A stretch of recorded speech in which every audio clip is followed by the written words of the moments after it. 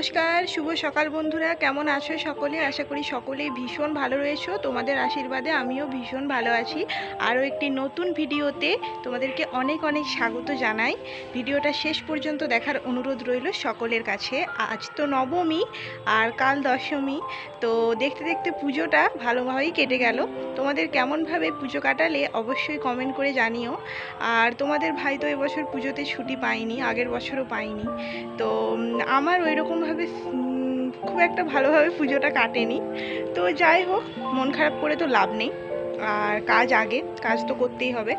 তো যে যার কাজে সবাই ব্যস্ত। তো আমিও আজকে ভেবেছি মাকে নিয়ে একটু বেরোবো, তোমাদেরকেও সঙ্গে নিয়ে যাব। আমাদের আশেপাশে যে ঠাকুরগুলো হয়েছে তোমাদেরকে সেগুলো সব কিছুই দেখাবো। ঠিক আছে, আমিও এখনও যাইনি, দেখিও নি। আজ তো নবমী, কাল দশমী। তো দেখতে দেখতে মায়ের যাবার পালা চলেই এলো। একটু তো মন খারাপ হচ্ছেই, তাও কি করা যাবে। বছর আসবে যাবে, মা আসবে, এরপরেই আবার লক্ষ্মী পুজো। আমাদের বাড়িতে লক্ষ্মী পুজোও হয়, সে তো তোমরা আগের ভিডিওতেই দেখেছো। যারা আমার ভিডিও দেখে থাকো তারা জানবে। তো সকালটা এভাবেই শুরু হলো, একটু কাছাকাছি করলাম। এবার নিচে যাব, খাবার খাবো। তো প্রচণ্ড রোদ, ছাদে প্রচুর রোদ। তো চলো নিচে যাই, আর নিচে গিয়ে কি করছি না করছি সবটাই শেয়ার করব। আর তোমাদের কিন্তু কেমনভাবে পুজো কাটলো কমেন্ট করে জানাতে একদমই ভুলো না। সঙ্গে থাকো, দেখতে থাকো পুরো ভিডিওটা। একটা কথা কি জানো তো, পুজোটা হয়তো সবার আনন্দের হয় না। কারো কারো আনন্দের হয়, কারো কারো আবার মন খারাপের। আর সত্যি কথা বলতে সবই হয়তো কপাল বা ভাগ্য, কিচ্ছু করার নেই। যখন যেটা ভগবান তোমার জন্য লিখে রেখেছে সেটাই হবে। চলো, মন খারাপ করে তো আর লাভ নেই।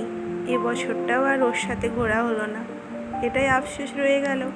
মায়ের কাছে একটাই প্রার্থনা করব, ও যেখানেই থাকুক যেন ভালো থাকে।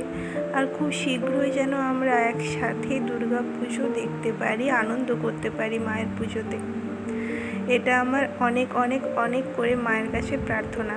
তো বাবা দেখো এখানে কলার মোচা কাটছে, নিচে এসে দেখছি। আর মোচাটা এত বড় হয়েছিল দেখছো। এরকম করে কিন্তু প্রায় আমাদের বলতে গেলে ঘরের মোচা খেয়েই আমাদের কিন্তু চলেই যায়, আর বাজার থেকে কিনতে হয় না। তো এই দেখো এখানে মোচা কেটেছে, আর আজকে মা মোচাটা বানাবে না, কদিন পরেই বানাবে। তো ওই যে আর খুব একটা কলাও বেরোয়নি জানো তো, এই তো মানে এই কলার কাঁদিটাতে আবার ভেতরে দেখো ছোট্ট ছোট্ট কলা হয়ে গেছে। মা আবার এইগুলো কি করে, ওই বাটা করে তারপর ভাজা করে, কালো জিরে আর একটু রসুন দিয়ে ভালো করে মিক্সিতে পিষে নিয়ে, বা শিল থাকলে শিলে পিষে নিয়ে ভালো করে ভাজা করে। ভালোও হয় খেতে জানো তো গরম ভাতে। আসলেই হয়তো জীবনে এমন এমন কিছু পরিস্থিতি আসে যার উপর হয়তো নিজেদের বা কারোরই কোনো হাত থাকে না, অজান্তেই সেটাকে ফেস করে চলতে হয়। কিচ্ছু করার নেই। তো মনকে সান্ত্বনা দিয়ে নিচে এসে আবার কাজে লেগে পড়লাম। আর এত গরম রেখেছে দেখছো, তার জন্য আমি একটু নুন চিনির জলও করেছি। আজ গরমে একদম থাকতে পারছি না, প্রচণ্ড কষ্ট হচ্ছে। একটু বৃষ্টি নেই, কিচ্ছু নেই। নুন চিনির জল খেয়ে এই যে এতগুলো, এই যে কাল অষ্টমী গেছে, অল্প একটু ময়দা বেঁচে গেছিলো। তো ভালোভাবে তো আর আমি লুচি বেলতেও পারিনি, এত চিড় ধরছিল কী করব। ওর জন্য লুচিগুলো দেখো কী অবস্থা হয়েছে। লুচিগুলো আমাকে দেখে বলছে, ওরে আমায় ছেড়ে দে, ট্যাড়া ব্যাকা করে তুই বেলেছিস আমায়। মানে লুচিগুলোও আমায় দেখে হয়তো লজ্জা পাচ্ছে। তো কিচ্ছু করার নেই, এইভাবেই চালাতে হবে আজকে আমাকে। তো এত দুঃখের মাঝেও আমার হাসি লাগছে। তো লুচিগুলোকে দেখে আমি এরকম লুচি হয়তো এই প্রথমবার বেললাম। তো আমার মাঝে মধ্যে জানো তো, যখন খুব কাজের তাড়া থাকে তখন কি করব না করব বুঝে উঠতে পারি না। তো তখন আবার যদি ভালো মতো করে ময়দা মাখা না থাকে, ওই আমি একটু ট্যাড়া ব্যাকা করেই লুচিগুলোকে বেলে দিই, কী করব। আর এইদিকে দেখো লুচিগুলো ভাজা হয়ে গেছে, তো বড়দা ভাইকে খেতে দিয়ে দিলাম। এইখানে ছোলার ডালও বেঁচে গেছিলো, মা গরম করে রেখেছিলো। এইরকম অষ্টমীর লুচি আর ছোলার ডাল, সাথে একটু মিহিদানা ছিল, আর সাথে ছিল একটু ওই সীতাভোগ। তো এইগুলোই ছিল, এগুলো দিয়ে চলো জলখাবারটা সেরে ফেলি, এরপর রান্নার জোগাড়ে লেগে পড়ব। কিছু রান্না হয়নি, আজ করেছিলাম ওই পেঁপে আলু দিয়ে মাছের ঝোল। মা তো মাছটা বাইরেই ভাজে, আমি ঝোলটা বানিয়ে নিয়েছিলাম রান্নাঘরে। আর এদিকে ভাতও ফুটে গেছে, ভাত হয়েই এসেছে প্রায়। আর এইদিকে দেখো চলো এদিকে মাছের ঝোল একদম আমার কমপ্লিট।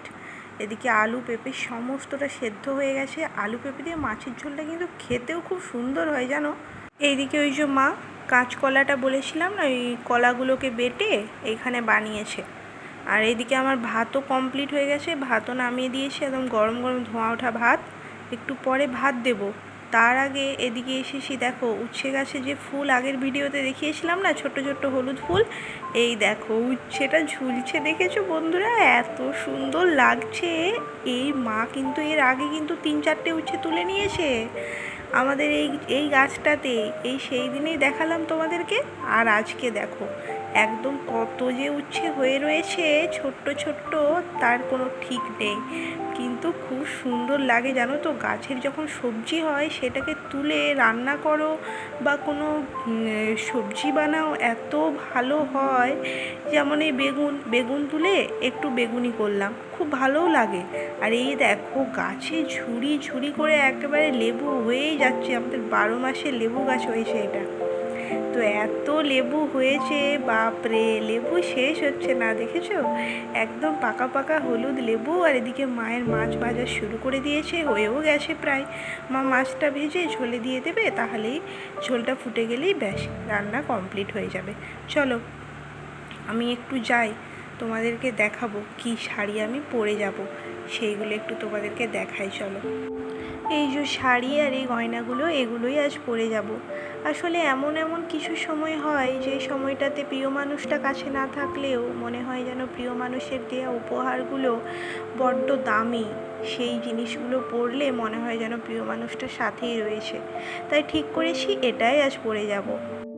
বন্ধুরা দেখো আমরা এখন রেডি হয়ে গেছি, এই যে মা আর আমি দুজনে মিলে যাবো। এই যে আমি আর মা দুজনেই রেডি হয়ে গেছি। চলো তোমাদেরকেও সঙ্গে নিয়ে যাই, আমাদের ঠাকুরগুলো সামনাসামনি কেমন হয়েছে দেখাবো সবগুলো। আমি তো প্রায় মনমরা হয়ে ঘরের এক কোণে বসেই ছিলাম। তারপর অনেকবার ভাবলাম যে মা দুর্গা বছরে একবার আসে, যাই একবার দেখা করে আসি, দর্শন করে আসি। তারপর মায়েরও ঘোরা হবে না, আমি না যদি যাই মায়ের সাথে। তাই ভাবলাম মন খারাপ সমস্তটাকে বাদ দিয়ে ফেলে রেখে নিজের মনকে শক্ত করে বেরিয়ে পড়লাম। আর ও অনেকবার বলেছে আমাকে যে তুমি যাবে যাবে যাবে, কিন্তু কি করি, ওই যে মন একদমই চায় না বেরোতে, একদমই ইচ্ছে হয় না পুজোতে তোমায় ছাড়া ঘুরতে। সেটা হয়তো তুমি ভালোভাবেই বুঝতে পারো। যাই হোক, অনেক হয়েছে মন খারাপ, অনেক হয়েছে দুঃখের কথা বলা, আর নয়। চলো এবার আমরা পুজোটা ঘুরে দেখি, পুজো মণ্ডপ থেকে শুরু করে কেমন কেমন ঠাকুর আর কতটা সুন্দরভাবে সেজে উঠেছে মা দুর্গা, সমস্তটাই দেখব। তো প্রথমেই এসেছিলাম এখানে নামোপাড়ার দুর্গোৎসবে, গঙ্গাজল ঘাটি বাঁকুড়ার। তো এখানে প্যান্ডেলটা খুবই সুন্দর করেছিল, সাথে কিন্তু মা দুর্গাকে দেখে একেবারে মনটা জুড়িয়ে গেল, এত সুন্দর লাগছে যে তোমরা নিজেরা না দেখলে বিশ্বাস করতে পারবে না। ভালোভাবে দেখো, যেন মা দুর্গা এক অপরূপ সাজে সেজে উঠেছে।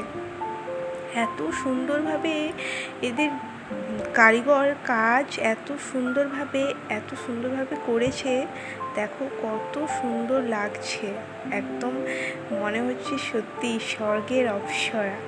আর আরেকটা এসেছিলাম, এটা বাড়িতেই এক মন্দিরেই পুজো হয়, একজনের বাড়িতেই মন্দিরে পুজো হয়, তো সেটা দেখতে। আর এখানেও আরেকটি মন্দিরের পুজো, তাদেরই মানে বাড়িতে আর কি, তো বাড়ির পুজো বলা চলে, তো সেইখানেও দর্শন করতে এসেছিলাম।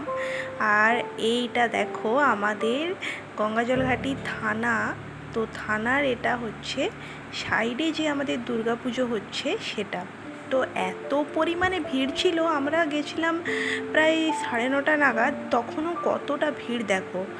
আর এটার থিমটা এত সুন্দর, যেমন নাম তেমনি কাজ, এত সুন্দর করেছে। মাটির ঘরের উমা এটার থিম এবছরের দুর্গাপূজার। তো সত্যিই মাটির ঘরের উমা এত সুন্দর। এই যে লাইটের কাজগুলো করেছে, যে ঝুড়ি দিয়ে যে বেত দিয়ে, এত সুন্দর লাগছে। আর ভিড়টা দেখো বন্ধুরা, তোমরা নিজেরাই দেখো পুরো ভিডিওটা, যতটা পারবো তোমাদের সাথে শেয়ার করছি। চলো দেখতে থাকো তোমরা।